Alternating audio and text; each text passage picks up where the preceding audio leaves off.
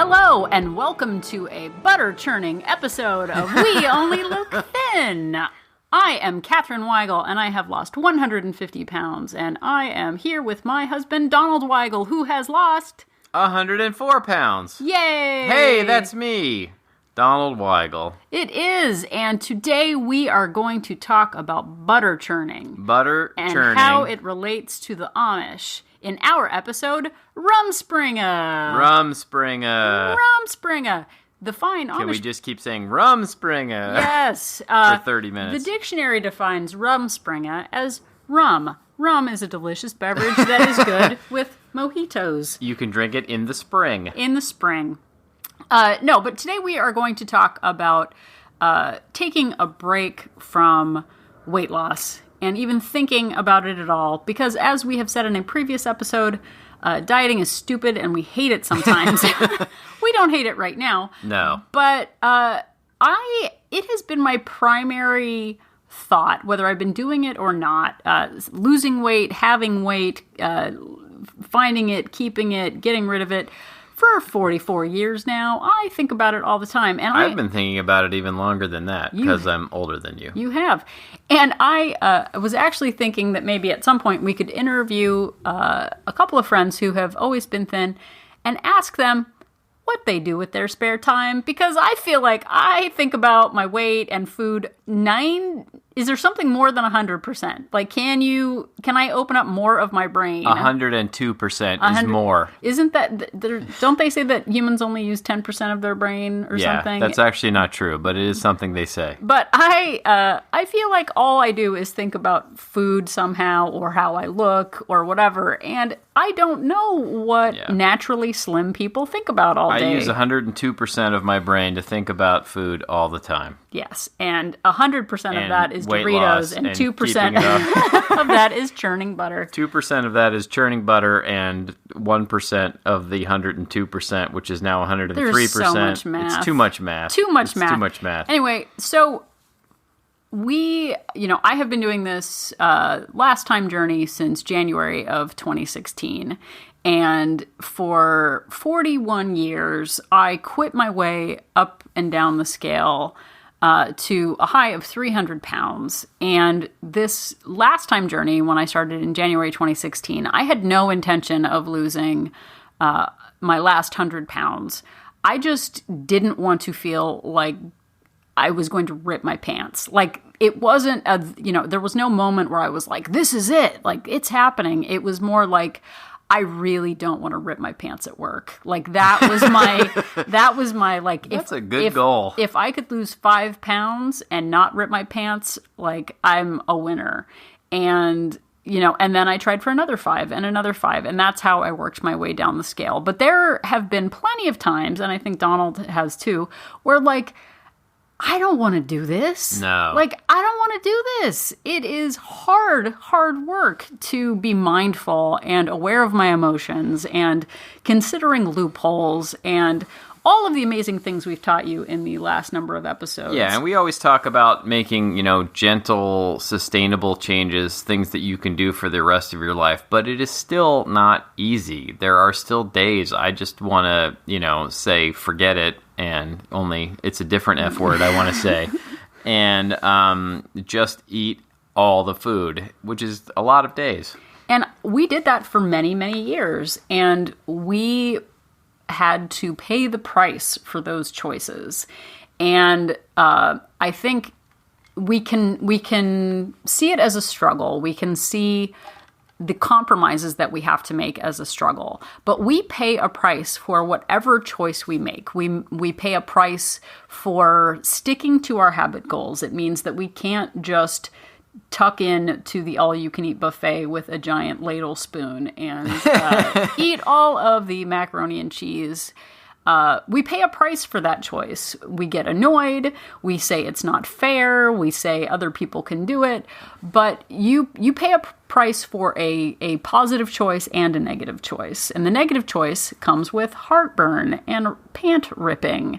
And we work with a lot of people in our accountability groups, and then again in other groups that I'm a part of, where not everybody makes this. Not everybody gets to a goal weight. A lot of people work really, really hard and then decide that they just don't want to do it anymore.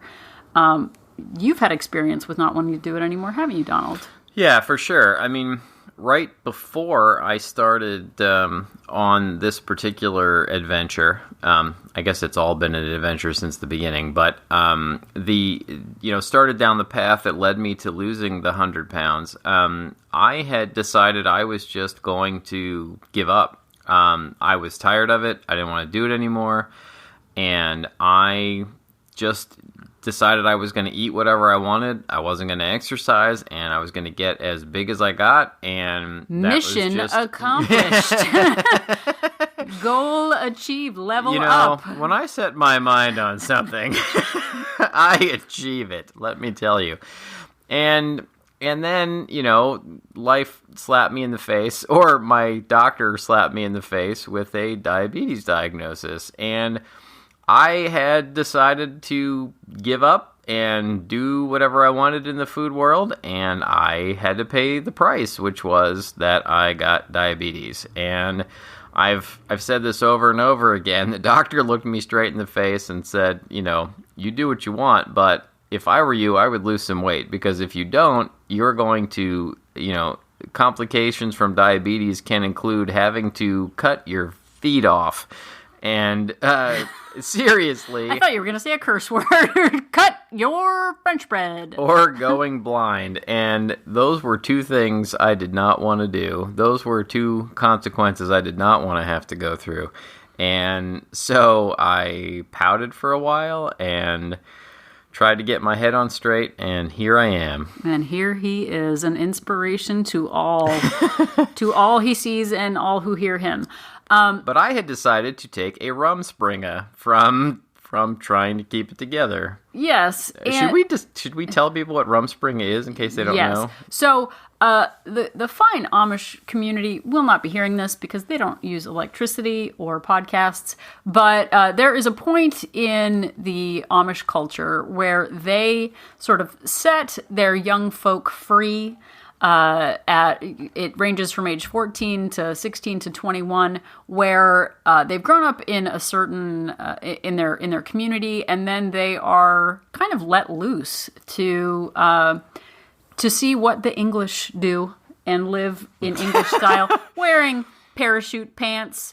Right. Drinking Coca-Cola. Listening to MC Hammer and watching the Hardy Boy mysteries. Yes, as one does when one is living the free life. No, there was actually... I don't know why that popped into my head. I think there was actually a Rumspringa Amish show that had these Amish children who were wearing, very...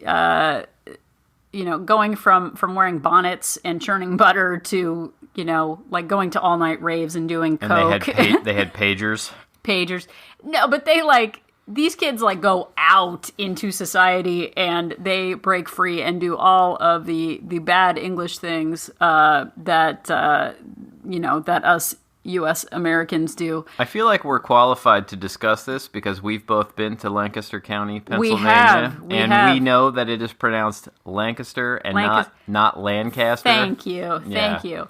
But yeah, I've done 20 seconds of internet research, and Rumspringa sounded like a good thing to say. But it's about, letting the kids sort of go free and decide if they want to be baptized into to adult Amish culture and commit to their community. And I, in our last 2.5 years on this journey I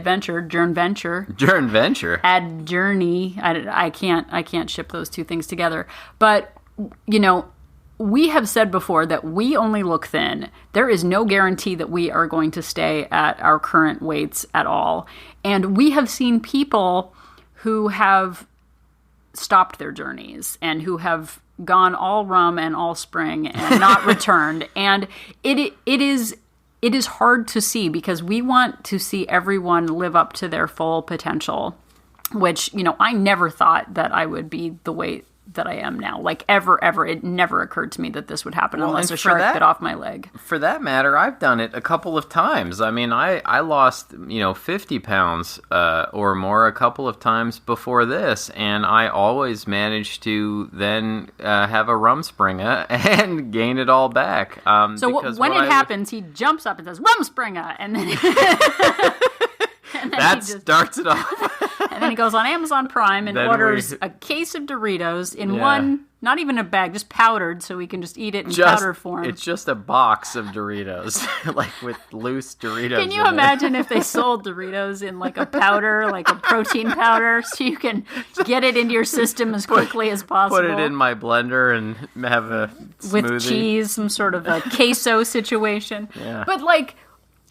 I started listening to the Half Size Me podcast when it had already had, I think Heather had been interviewing people for 4 years. And I would listen to podcasts, and there was one in particular that I listened to with a woman who sounded cool and liked cool kid things like Harry Potter. And I thought to myself, wow, I would like to get to know her better. And she had maybe been interviewed 2 years before I actually listened to the episode. And I think you will find... I went and I looked this person up. She had gained back all of her weight and was no longer focused on weight loss. And in her episode, she actually talked about, like Heather asked, so what are your plans for maintenance? And the woman said, I haven't really given that thought yet, but I'm sure I'll figure it out. And she was really awesome, and I loved her story. And when I checked her out 2 years after her interview, she had gained all of her weight back. And since then, she has gained more weight and has not made it a priority in her life. So this is, any long form interview that you listen to, anything is a snapshot of where someone is at that time. And a lot of why we do this podcast is to stay present and aware and connected, because we could easily go into hiding and... a year from now that we may be calling this podcast We Don't Even Look Thin. Yeah, we used to look thin. But it is... and we've heard people say too, like, I'm jealous of X person's progress, or, they make it sound so easy. Not about us in particular, but, people who are jealous of other people's success.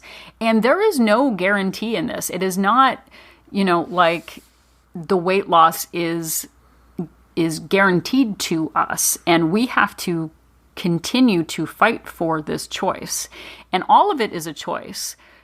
Thinking about weight is a choice. Again, I don't know what thin people think about. If you're a thin person, send us a message. What do you think about? Let us know what other thoughts enter your mind besides I cannot, maybe that's how they become successful, is by doing other endeavors. But all of this is just a point in time, and it can be really exhausting to have to think about it all the time, especially when you have a regain. I know I went into maintenance last year and proceeded to gain 10 pounds after that and felt like I was out of control, just snacking on all the things. And I had to decide whether or not I was going to start fighting for myself again. And I did, and I've been maintaining my weight for a year now. But there are people all the time who are just like, I'm done. I'm tired. It's exhausting. And, so I guess our point is, you don't have to do this. You don't have to lose any weight. There is nobody telling, unless it's your doctor literally telling you have to lose weight. Like, you can do whatever you want. But you have to be prepared to pay the consequences of that, either direction. Life you have choices, and then you have to live with the results of those choices. And my choice for a while was to not do anything about my weight and to eat whatever I wanted. And it was a fun few months, but then the reality of diabetes crept in, and I had to, basically reap what I had sown. Yeah, and I too quit my way up the scale, and I would actually say, like, well, I would get on the scale, I would not like what it said, I would, go for months at a time without getting on the scale, with my clothes getting tighter and tighter. And I was saying, I think we're going to do another episode on clothing, but I had in my closet from size 16 to 24 to kind of bounce up and down around in. And I know on this last time journey, we went on an indulgent food vacation, and I literally had one pair of pants that I fit into. And I remember telling myself, you know what, I'm going to let myself go until these pants get too tight, and then I'll figure it out. And then I will lose weight so that I fit in the pants again. And then I will, put the scale away, and I'll just gain weight again until my pants get tight. And I had to stop that, yo-yoing, because it's exhausting. That does not sound like a good plan, by the way. It is not a good plan. And I did it for decades. And I know, listening out there, it can seem daunting. It can seem unfair. It can seem like it's taking a long time. But we have nothing but time to figure this out. And that is why doing it very slowly and very within your scope. I'm not going to work out, hardcore doing cardio for an hour a day. That's not the life that I have right now. I can go for a walk in the morning. That fits my style. And it is helping me maintain this weight loss. There's a wonderful woman in one of my support groups that has lost about a pound and a half a month. A pound and a half a month. Listen to that. Not a week, a month. Yeah, not a week. Guess what? She's lost 9 pounds this year. Like, that is like a stealthy damn way to lose weight. And it's super impressive. And when you think to yourself, like, it's not enough, 1 pound, what's it going to matter? Add up. There are 12 months in a year. And if you lose a pound a month, that's at least 4 pounds. No, that's at least 12. But for someone who has maintained their weight for 2 years accidentally by hardcore dieting and then binging, if you think about losing 12 pounds in a year after you've gained 12 pounds a year for the last number of years, like, that's huge. And doing something is better than doing nothing, it turns out. And every little bit, like, people want fast results. They want a get thin quick scheme. And that isn't the way to do this sustainably for the rest of your life. I understand the urge to go on a Rumspringa. I still have those urges. I still occasionally succumb to those urges. But I have to always ask myself, where is that going to get me? Am I going to throw away all of the hard work I've done so far? And the answer is no, I'm not going to do that. I recently had a very hard week at work. And for whatever reason, a couple of friends, a friend was in town, a couple of friends wanted to get together for lunch, and I went out to lunch and it was planned, a planned lunch even, but it just triggered something in me, and I went bananas the rest of the day. You did not eat bananas. No, I did not eat bananas, but I went bananas. I could not stop eating food. You went Doritos. I went totally Doritos. It was like I had completely lost control of myself. I had a mini Rumspringa during the day, unplanned during that one day. And then the next day I woke up and I had to ask myself, am I going to throw away all the progress I've had so far from one Rumspringa? From one bananas? One bananas. And I decided, no, I was not going to do that. And I felt like myself again. And I got right back on my plan. And I've been, really, I hate to say good or bad, I've been really solid ever since. Well, and I think, too, it's how we self-identify. Do you self-identify as a quitter, a failure? I think it is, in the past, I would see it as good or bad or compliant or non-compliant. And that's how I quit my way from 200 pounds up to 300 pounds, because I just kept quitting, hiding from the scale. And I still have really bad days. I think I ate yesterday probably 1,000 calories worth of Pringles. What? I tracked all my calories. I was still fine. But, I snacked my way through the day. I just learned this. I saw the Pringles and thought they were for our daughter, and I'm making I know. I totally bought now. them for our daughter. I'm so bad. I put them in the cabinet so I can't see them now. But, I still have really bad days. But instead of days that turn into months and years, it's now a day, and then I self-correct. And I identify as an inspiration. I identify as a leader, as someone who is in control, as someone who is capable of change. I have a growth mindset, which we'll talk about in another episode. But I feel like I can't wait. I am a fit person. I am a fit person who still really likes food, and I self-correct quickly. That is how I identify. And part of the taking a mental break, which I think, I can't remember when it was, a few weeks ago, I had a day where I ate terribly, and I had terrible heartburn, like really bad. Like, why did I do this to myself? Heartburn. Welcome to Rumspringa. Welcome Here's to Rum. your heartburn. With us, it's like you're getting off the plane, and instead of them putting a lei around your neck, it's just like Prilosec. Heartburn. Yeah, like a Tums bracelet. Tums bracelet. Ooh, emergency Tums bracelet. Like, those candy necklaces? They should just have ones that are Tums for grown-ups. Oh, that's fantastic. But I felt terrible, and it was like a food hangover, and I was like, I don't want to feel like this, and that feeling is addictive. That compulsive eating habit, the emotional eating habit, is still lives within me, but I self-correct quickly, and I identify as someone who is capable of change and capable of self-correction. And that taking a break, and, I am not motivated to do this. Like, I am not. You're not? No, like people say like, oh, I need motivation. Like, hey, how about your leg not falling off? Like, how's that for motivation? When you're in your 20s and, it's a vanity thing. It's, oh, I want to fit into this for a wedding that I'm going to, or I have a reunion that I want to go to, and I want to look good.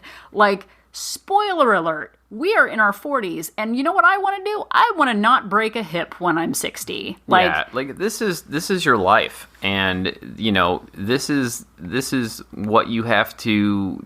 This is the only one you get, and you have to do the best you can with it. And I wish that I had learned that lesson a long time ago. And I had never gotten to the diabetes diagnosis and just been somebody who walked around thin and without the threat of having my leg cut off or going blind thrown in my face. It would have been awesome if he had just be like, preventative medicine, I'm just going to cut your foot off now, and then we don't have to worry about it. But we were interviewed recently by a fitness blogger, and she talked about what was it? Preventative medicine? Yeah, you can't sell prevention. You can't. And I think what we're right now is trying to sell prevention, and we've been told you can't do it, but we're telling you, let's do it anyway. Let's do it. But I think it is all fun and games until you realize that, you only live once. It is a real thing. And getting to the point where you have to ride in a scooter to get around Target because you cannot walk, that is a real threat to grown-ups. I love food. I also love having feet. And so I have to balance that with 2 L's and figure out a way. It does not have 2 L's, disclaimer. To walk that line between my toddler-like impulses. Walk that line with the 2 feet that you actually have. With the 2 feet, not 1 foot. Unlike balance, I have 2 feet, L's. But it is a choice, and my motivation is less important than my habits. My habit of pre-tracking my food, drinking water, not indulging every impulse that I have, because I have so many impulses. And that's the preteen Rumspringa, you only live once, you've got time to figure it out. We are TikTok people, we're getting older. Yeah, you can tell yourself that you'll get to it eventually, or that you only live once. You can go on that Rumspringa, but you have to be willing to suffer the consequences of that, and the consequences aren't good. And you have to, one thing I like to, Catherine was just saying, you have to decide what kind of person you would like to be. I am the kind of person who who sticks to my plan and is going to lose that weight, whether it takes me 6 months or 6 years. Like, I'm going to get there. I'm going to get there, whether it's a tiny bit at a time, or I'm going to put in more effort and lose the weight faster. Going on that Rumspringa is not going to get you there. No, and I have, we still see people who say, oh, I want to lose, 50 pounds by October for the wedding that I'm in or whatever. And it is so dangerous to put a deadline on a goal. The goal is, like, I've lost, 150 pounds. I still am self-conscious. I'm still socially awkward. I'm still, a work in progress. There's still clothes that don't look good on me. It's not like this magic number happens and then life is fixed. And, should we be telling people everything is perfect now? I don't think so. But what I am is capable of walking 40 miles if I need to. Like, I know we did the Roger stuff. But if you had to walk a mile to get someone's medicine and lift a refrigerator off of them. This is like real life, real needs. Like, I need to be able to walk. I need to be able to care for myself in my dotage, because I am quite confident that our daughter is going to not take care of us. Oh, yeah. No. She's going to let us rot. But, we can't rely on others for motivation. I mean, I hope you rely on us for motivation, but, motivation is fleeting. It's the habits that you put in place. Like, you don't go to work necessarily because you want to. You don't brush your teeth because it fills you with joy every day. You do it because you don't want all your teeth to fall out. And it is a habit that we put in place, and it's okay to be boring and not eye of the tiger and just repeat habits over and over again. Your bad habits are just habits that you put in place. Good habits are good habits that you put in place. Interesting. So the good habits are good and the bad habits are bad, but they're all habits. But I think the question that you ask yourself is, how is this serving me? How is this habit serving me? How is this choice serving me? How is being a victim of my life serving me? I know, sort of on a final note, maybe 4 or 5 years ago, I did one of those Facebook take this test things that tell you whether or not you're, more like a toaster or a waffle iron. But I did this test, and it was it was a more intensive one. It was sort of a personality test, and it was like, it was something like 100 questions. It was like, do you trust other people? Do you have a growth mindset? Like, what would you do in this situation? And the guy that I knew who took the test and showed his results was like, he's positive, he's outgoing, he's, all of these things. And when I took it, it was like, I don't trust people. I hate people. I really did. I wish I could find the test. But it was like, I can't rely on other people. And it was such a, diametrically opposed to this other person who had this growth mindset. And I I don't know, I thought that positivity was a lie. Oh, must be nice to, feel like that. Like, he doesn't have my life. Say it in the voice. Must be nice. There we go.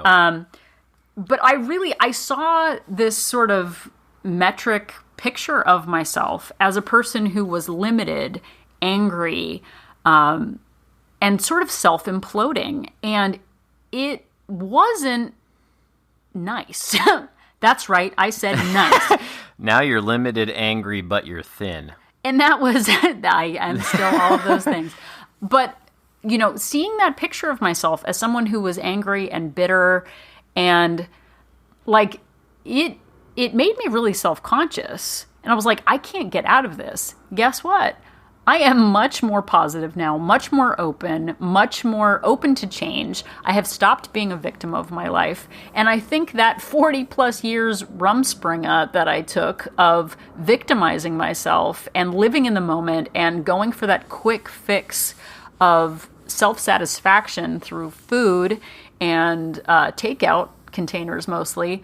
Like, I am past that now, and I am actually trying to find that test because I would really like to see where I fit on it now. But I really feel like a different person. Like, I was in no place to motivate or inspire anyone 3 years ago. I would have thought it was, just lip service that people with better lives and better circumstance had.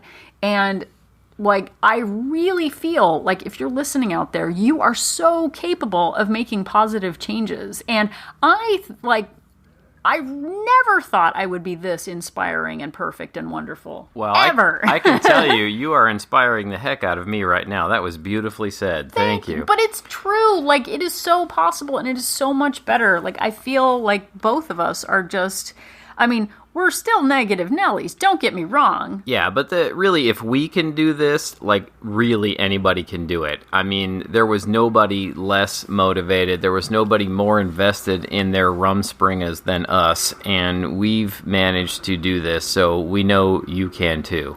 And think about the you in 5 years, 10 years. What do you want for that person? If you can't do it for yourself of today, what do you want for your future self? Because I want someone who is independent, who can walk up and down stairs, who can lift refrigerators off of injured people. No, Roger. No, we don't want that. But what do you see yourself as? How do you identify yourself? Because I identify you as capable, strong, whip smart, funny, good at all things, and so capable of more than you're giving yourself today. I also envision you as the kind of people who have excellent taste because you're listening to this podcast, this free podcast, which we put out. You get all of this content for no charge. So I see you as the kind of person who is going to go directly to iTunes or your podcast provider and give us a wonderful review. Yes, if it could be a 5-star review, that would be super helpful. And because you know why? Because we get placed on iTunes based on the number of stars and reviews that we get. If nobody posts on iTunes, then we go to the very bottom of the list. And I see you as the kind of person who wants to share your good ideas with those around you. So give us a post on iTunes. If you're the kind of smart, intelligent person who has gotten something valuable out of this, please help us out and do that. And if you are Amish and don't have access to electricity or radio signals, you're not listening to this podcast right now. Ask a friend, Go get your kids out of Rumspringa. Go churn some butter. The Amish are wonderful people, and we are grateful to have them as a source of reference and inspiration here. So thank you so much for listening. Please rate and review us. It would mean so much to us. We so appreciate it. You can also contact us through our website at weonlylookthin.com. You can send us an email, weonlylookthin@gmail.com. Follow us on Facebook. And if you are on your own personal Rumspringer right now, and you are knee-deep in a pile of churned butter of your own making, don't forget that Donald and I are an inspiration. Asian.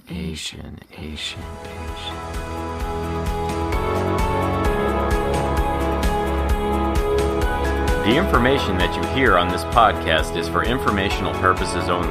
The hosts are not medical professionals. You should always consult with your doctor, nurse, or other certified health professional before beginning any diet or fitness program.